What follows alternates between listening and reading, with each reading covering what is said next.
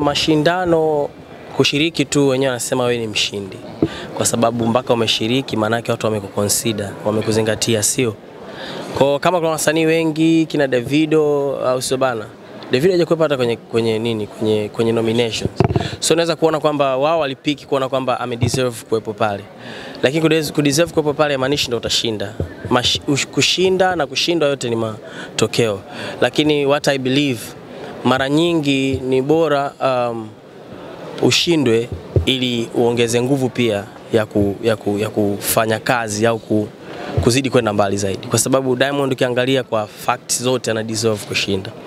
Yani kila engo utakaoenda, sio in terms of shows, hits, anything ana deserve kushinda. So akishindwa ni kama tu Mungu anamuongeza ile bidii. Pengine usikuta akaja shinda Grammy, BET, tena zingine akawa pia ana perform main stage kwa sababu ni performer mzuri.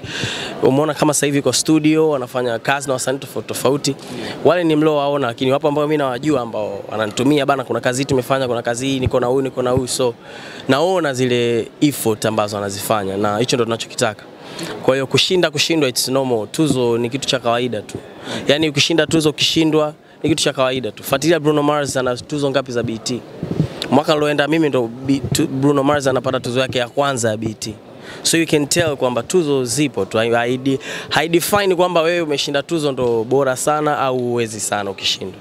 So all in all ni kwamba aliwakilisha taifa na sisi wote tumefurahi.